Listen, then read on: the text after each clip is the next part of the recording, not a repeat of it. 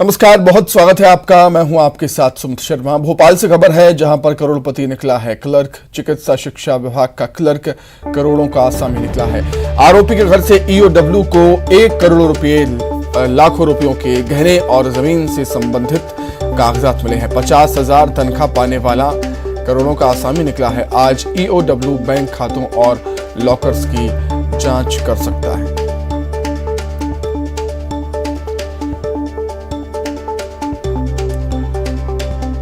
भोपाल से आपको बड़ी खबर बता रहे हैं। वल्लभ भवन मंत्रालय में काम करने वाला क्लर्क करोड़ों का आसामी निकला। चिकित्सा शिक्षा विभाग का क्लर्क करोड़ों का आसामी निकला है। आरोपी के घर से ईओडब्ल्यू को 1 करोड़ रुपए, लाखों रुपयों के गहने, जमीन से संबंधित कागजात भी मिले हैं। 50,000 रुपए तनख्वाह पाने वाला करोड़ों का आसामी निकला है। आज ईओडब्ल्यू बैंक खातों और लॉकर्स की जांच भी कर सकता है।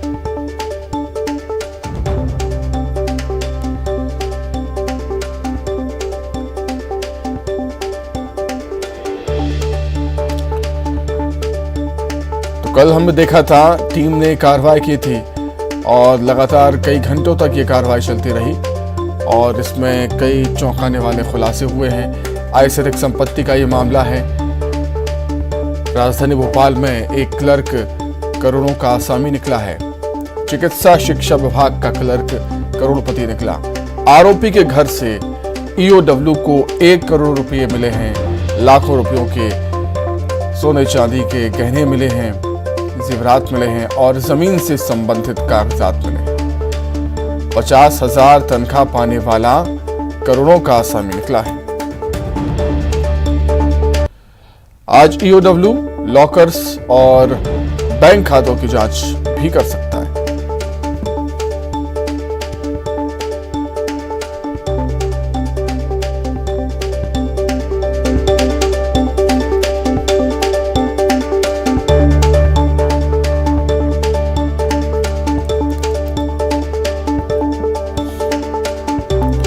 तो तस्वीरें हम आपको दिखा रहे हैं जब टीम ने कार्रवाई की थी। कई घंटों तक ये कार्रवाई चलती रही। लगातार टीम ने तमाम दस्तावेज खंगाले और अब जाकर पता चला है कि एक क्लर्क, वल्लभ भवन में काम करने वाला, मंत्रालय में काम करने वाला क्लर्क करोड़ों का आसामी निकला है, जिसकी तनख्वाह 50,000 है और उसके पास 1 करोड़ रुपये नकदी, लाखों के जेवरात, जमीन के कागजात भी मिले हैं। और आज ईओडब्ल्यू, बैंक, लॉकर्स और खातों की भी जांच कर सकता है।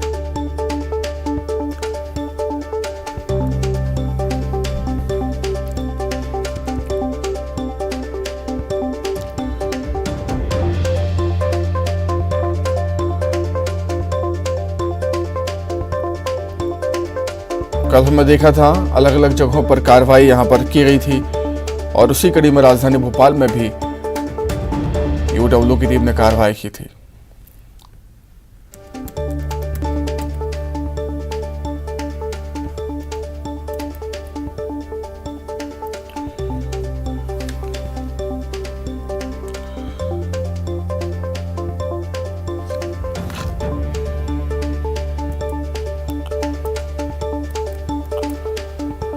तो आरोपी के घर से ईओडब्ल्यू की टीम को 1 करोड़ रुपए, लाखों के जेवरात,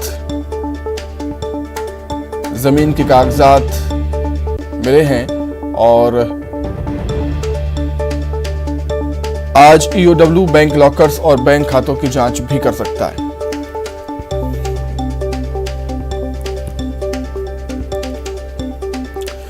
अधिक जानकारी के लिए सीधे राजधानी भोपाल का रुख कर लेते हैं। शैलेंद्र हमारे साथ जुड़ गए हैं लाइव। शैलेंद्र, का कुछ जानकारी है? ईओडब्ल्यू की जो जांच अभी चल रही है उसमें चौंकाने वाले खुलासे सामने आए हैं। मध्य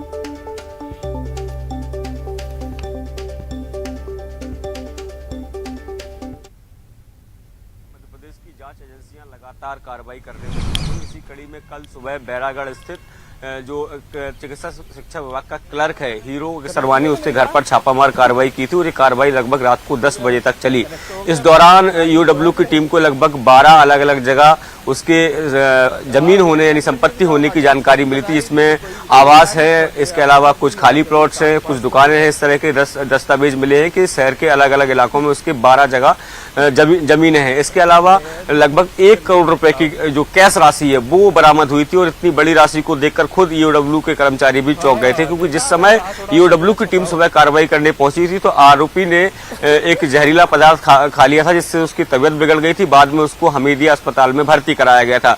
इसके साथ ही परिवारजनों के साथ मिलकर ईओडब्ल्यू ने इस पूरी कार्रवाई को शुरू भी किया था।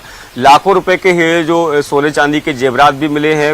ईओडब्ल्यू एसपी राजेश मिश्रा का कहना है कि सुबह से ही अभी केवल उसके घर पर कार्रवाई की गई है और अब जो अन्य जो ठिकाने पता चले हैं, जैसे कुछ जगह उसके मकान और दुकानों के होने की जानकारी मिली है, तो संभवतः आज ईओडब्ल्यू की टीम वहां पर भी छापामार कार्रवाई कर सकती है। इसके अलावा जो उसके घर से बैंक डिटेल्स मिले हैं उसके परिवारजनों के, उन बैंक खातों को और बैंक लॉकर को भी खंगालने का काम पुलिस ईओडब्ल्यू की टीम जो है वो करेगी, क्योंकि उनका साफ तौर पर यह भी मानना है कि हो सकता है कि लॉकर्स में भी गहने छुपा कर रखे हों और वो सारी जांच जो है वो आज पुलिस ईओडब्ल्यू की टीम है वो लगातार जारी रखेगी। जी शैलेंद्र, हम देखते हैं जब ईओडब्ल्यू की टीम या आईटी की टीम ऐसी कार्रवाई करती है तो जिस पर शक होता है उस पर कार्रवाई तो होती है, उस पर छापे तो पड़ते ही हैं, लेकिन उसके करीबियों पर, उसके रिश्तेदारों पर भी कभी ना कभी ईओडब्ल्यू की टीम पूछताछ करती है उनसे, उनके यहाँ भी, उनके ठिकानों पर भी छापे मारती है। क्या इस मामले में भी ऐसा हो सकता है कि आने वाले दिनों में हम देख सकें कि उनके करीबी और उनके रिश्तेदारों पर भी छापे पड़ सके? बिल्कुल, निश्चित तौर पर जिस तरह से मैंने बताया कि 12 संपत्तियों के दस्तावेज उसके पास मिले हैं, जिसमें कुछ आवास और कुछ दुकानें हैं। जो जिस तरीके से ईओडब्ल्यू एसपी का ये कहना है कि कल तो केवल एक उसके आवास पर जहां पर वो रहता है बैरागढ़ में, उस पर कार्रवाई हुई है और आज जो है जो उसके अन्य ठिकाने हैं, जो दुकानें हैं, जो आवास हैं, उन पर छापामार कार्रवाई भी की जा सकती है। इसके अलावा यदि किसी रिश्तेदार की इसमें संलिप्तता पाई जाती है, ये पता चलता है कि किसी रिश्तेदार से के यहाँ उसने कोई संपत्ति या संपत्ति के कागज जो है वो छुपा कर रखे हो सकते हैं, तो उनकी अभी पूछताछ की जा सकती है। चूंकि अभी आरोपी जो है वो खुद हमीदिया अस्पताल में भर्ती है और ऐसे में उससे अभी ईओडब्ल्यू की जो टीम है वो विस्तृत पूछताछ नहीं कर पाई है। संभवतः आज जब वो अस्पताल से डिस्चार्ज होगा तो ईओडब्ल्यू की टीम उससे पूछताछ करेगी और उसके बाद उसके जो दूसरे ठिकाने हैं या रिश्तेदार हैं या उसके जो परिचित है उनके यहाँ पर भी छापामार कार्रवाई जो है ईओडब्ल्यू की टीम कर सकती है। जी ठीक है शैलेंद्र, बहुत धन्यवाद आपका तमाम जानकारी के लिए, हमारे साथ जुड़ने के लिए आपका बहुत शुक्रिया।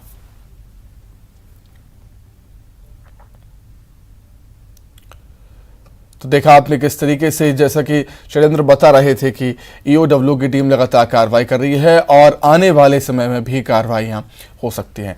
आगे बढ़ेंगे, सोलर पावर प्रोजेक्ट को लेकर होगा एमओयू, सीएम शिवराज की मौजूदगी में हस्ताक्षर होंगे, एमओयू साइन किया जाएगा। ओमकारेश्वर सोलर पावर प्लांट के लिए अनुबंध होगा। मिंटो हॉल में दोपहर 12 बजे कार्यक्रम का आयोजन होना है। तो राजधानी भोपाल के मिंटो हॉल में 12 बजे कार्यक्रम का आयोजन होना है। सोलर पावर प्रोजेक्ट को लेकर एमओयू साइन किया जाएगा और सीएम शिवराज की मौजूदगी में एमओयू होगा और ओमकारेश्वर सोलर पावर प्लांट के लिए अनुबंध होगा।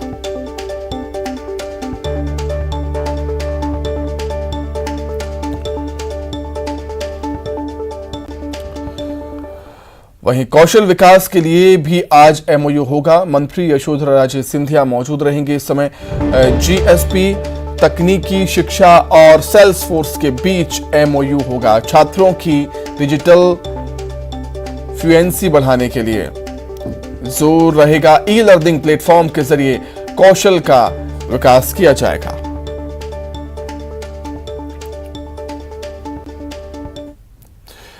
जबलपुर से बड़ी खबर है, अस्पताल में हुए अग्निकांड के बाद निजी अस्पतालों पर कार्रवाई जारी है। 12 निजी अस्पतालों का पंजीयन निरस्त कर दिया गया है। फायर एनओसी न होने पर कार्रवाई हुई है। शहर के 12 निजी अस्पतालों का रजिस्ट्रेशन कैंसिल कर दिया गया।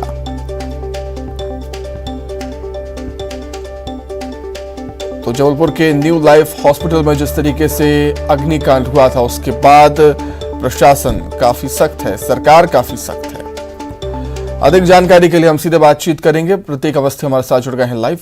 प्रतीक, जिस तरीके से जबलपुर के न्यू लाइफ हॉस्पिटल में जो अग्निकांड हुआ, उसके बाद से बेहद जरूरी है सावधान रहना, सतर्क रहना और ऐसी कार्रवाइयां होना भी बेहद आवश्यक। देखिए, बिल्कुल यहाँ पर जिस प्रकार से 1 अगस्त को दोपहर लगभग 2 बजे जो हादसा न्यू लाइफ अस्पताल में हुआ था, 8 जिंदगियों की जान जो है वो इस अग्नि हादसे में चली गई थी और नियम विरुद्ध अनफिट बिल्डिंग पर वो अस्पताल चल रहा था। सीएम शिवराज सिंह चौहान ने भी सख्त निर्देश दिए थे। कल सीएमएचओ डॉक्टर रत्नेश कुरडिया भी निलंबित कर दिए गए। बहरहाल देर रात तक सीएमएचओ जो प्रभारी सीएमएचओ नए हैं उनके द्वारा एक बड़ी कार्रवाई की गई है। 12 निजी अस्पतालों के जो लाइसेंस है वो निरस्त कर दिए गए हैं और ये 12 अस्पताल ऐसे हैं जो इनमें ये पाया गया कि इसमें फायर के स्थिति में एंट्री एग्जिट के लिए अलग अलग पॉइंट्स नहीं है, जो निर्धारित मापदंड होने चाहिए। फायर एनओसी के वो अस्पताल परिसर में मौजूद नहीं है। फायर एक्सटिंग्विशर्स के अलावा जो तकनीकी तौर पे एक बिल्डिंग का ढांचा होना चाहिए अस्पताल के योग्य, वो इन अस्पतालों का नहीं पाया गया। बहरहाल देर आए दुरुस्त आए की तर्ज पे जो भी हो, फिलहाल 12 अस्पतालों का लाइसेंस निरस्त कर दिया गया है और आगामी रूप से भी एक कार्रवाई देखने को मिल सकती है, क्योंकि जिले में 127 नर्सिंग और अस्पताल और सरकार जो निजी अस्पताल है वो मौजूद हैं। ऐसे में क्या ये कार्रवाई और आगे जारी रहेगी और दायरा इसका बढ़ेगा, ये आने वाला वक्त बताएगा। ठीक है प्रतीक, बहुत धन्यवाद आपका तमाम जानकारी के लिए, बहुत शुक्रिया।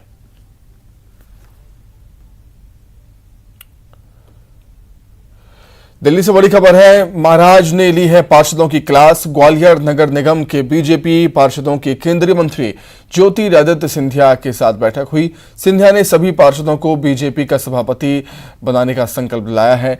हरियाणा के रेवाड़ी में रुके हुए हैं भाजपा के 34 पार्षद। रेवाड़ी से आज रात ग्वालियर के लिए वो रवाना होंगे। शुक्रवार को होगा ग्वालियर नगर निगम के सभापति का चुनाव। 66 पार्षदों वाली नगर निगम में बीजेपी के 34 पार्षद हैं। कांग्रेस सहित अन्य के खाते में 32 पार्षद हैं। बीजेपी ने 3 निर्दलीयों के समर्थन होने का दावा किया है। कांग्रेस ने ग्वालियर नगर निगम मेयर पद का चुनाव जीता है।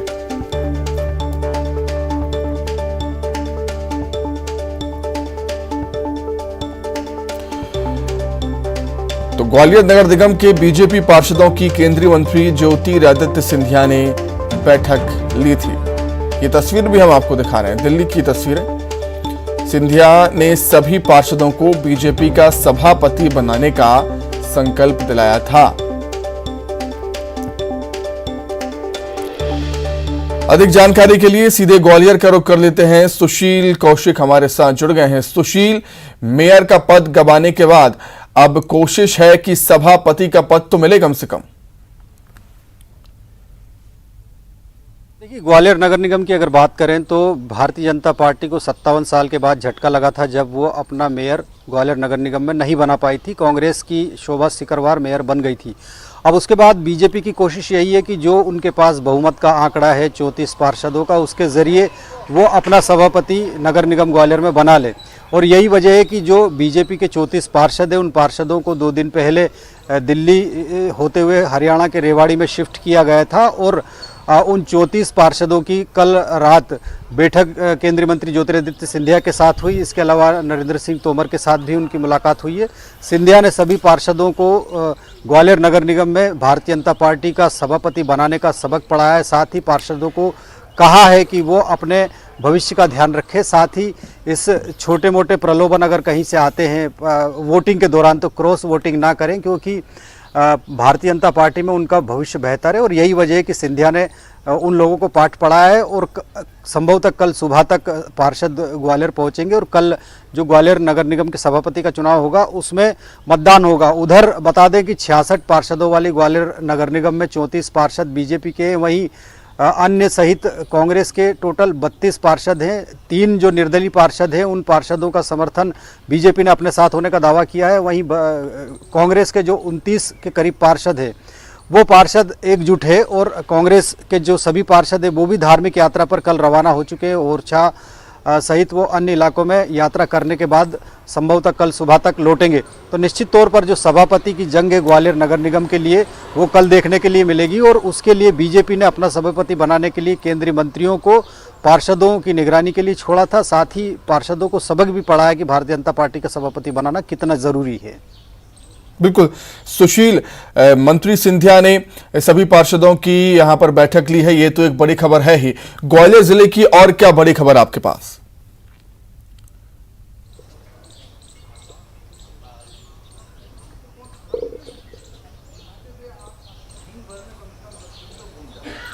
सुशील, मेरी आवाज आप तक आ रही है क्या?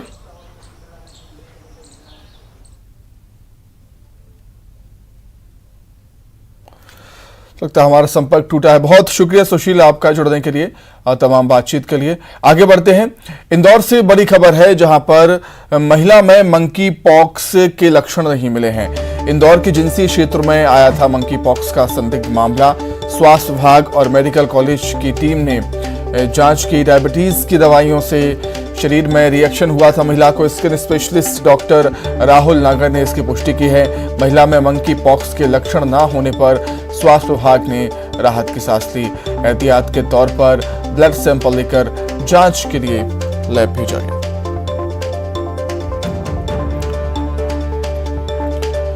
तो महिला के सैंपल में मंकी पॉक्स की पुष्टि नहीं हुई है। इंदौर के जिंसी क्षेत्र में मंकी पॉक्स का संदिग्ध मामला सामने आया था। स्वास्थ्य विभाग और मेडिकल कॉलेज की टीम ने जांच की। डायबिटीज की दवाइयों से शरीर पर रिएक्शन हो गया था महिला को। स्किन स्पेशलिस्ट डॉक्टर राहुल नागर ने इसकी पुष्टि कर दी है। महिला में मंकी पॉक्स की पुष्टि नहीं होने पर स्वास्थ्य विभाग ने राहत की सांस ली। अधिक जानकारी के लिए सीधे इंदौर का रुख कर लेते हैं। अरुण त्रिवेदी जुड़ गए हैं लाइव हमारे साथ। अरुण, निश्चित तौर पर एक राहत भरी खबर। बिल्कुल, देखिए न केवल इंदौर बल्कि मध्य प्रदेश के लिए बड़ी राहत की खबर है कि मंकी पॉक्स का जो खतरा था वो फिलहाल न केवल इंदौर बल्कि पूरे मध्य प्रदेश से टल गया है, क्योंकि ये पहला मरीज होता अगर इस महिला में लक्षण मिलते तो। हालांकि जिस तरह इसको बुखार आ रहा था और शरीर पर चकत्ते पड़ गए थे, उससे ये अनुमान लगाया जा रहा था कि ये मंकी पॉक्स हो सकता है। लेकिन डॉक्टरों की टीम वहाँ पर पहुंची, उन्होंने इसकी जांच की तो पता लगा कि डायबिटीज के कारण इसके शरीर पर चकत्ते पड़े हैं।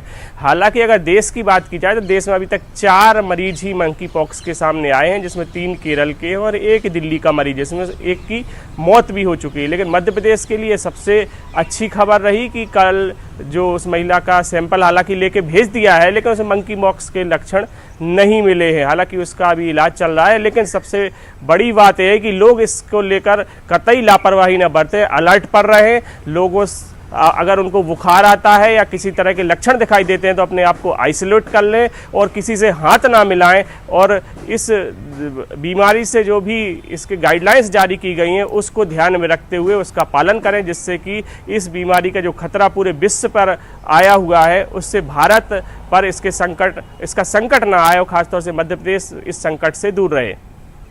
बिल्कुल अरुण, और निश्चित तौर पर एक राहत भरी खबर तो है ही।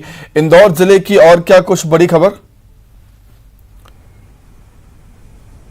देखिए, इंदौर की आज जो सबसे बड़ी खबर वही है कि इंदौर की जो में पढ़े क्रिश्चियन कॉलेज में पढ़े किशोर कुमार, सदी के महान गायक, पार्श्व गायक, बॉलीवुड के निर्माता, निर्देशक, गायक, उनका आज जन्मदिन है। और इंदौर का जो क्रिश्चियन कॉलेज है उसमें उन्होंने पढ़ाई की थी और आज उनका जन्मदिन वहाँ पे सेलिब्रेट किया जाएगा। उनके गाने गाए जाएंगे, उनको श्रद्धांजलि दी जाएगी, उनका केक काट कर जन्मदिन मनाया जाएगा, जिसमें तमाम संगीतकार, गायकों के अलावा राजनेता भी शामिल होंगे।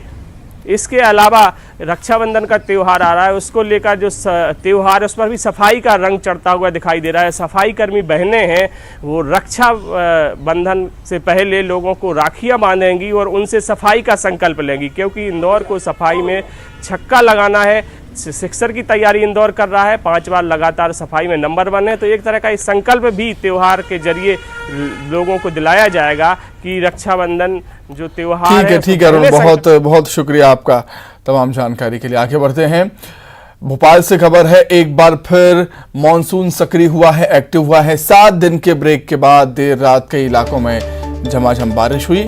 7 दिन बारिश पर ब्रेक के चलते सूरज की तपिश बढ़ गई थी। मौसम विभाग ने अगस्त के पहले और दूसरे हफ्ते में बारिश का अनुमान जताया है।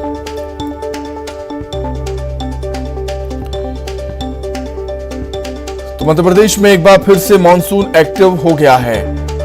एक ब्रेक मॉनसून ने लिया था, 7 दिन का ब्रेक हम इसे कह सकते हैं। 7 दिन के ब्रेक के बाद देर रात कई इलाकों में झमाझम बारिश हुई।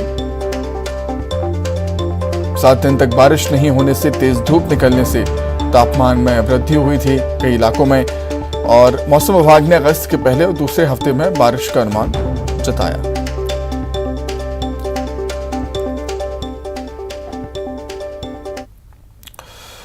बात करेंगे मध्य प्रदेश की ही। मध्य प्रदेश ने अपना ही रिकॉर्ड तोड़ दिया है। एक दिन में 13 लाख लोगों को बूस्टर डोज लगाई है। जी हां, 15 लाख लोगों को वैक्सीन लगाने का लक्ष्य था। पिछले अभियान में एक दिन में 12 लाख लोगों ने बूस्टर डोज लगवाए थे और अपने ही रिकॉर्ड को तोड़ते हुए नया कीर्तिमान एमपी के नाम। एक दिन में 13 लाख लोगों को बूस्टर डोज लगाई गई है। तो इसी के साथ ही फिलहाल इस फोटो में उतरा ही खबरें लगातार जारी है। नमस्कार।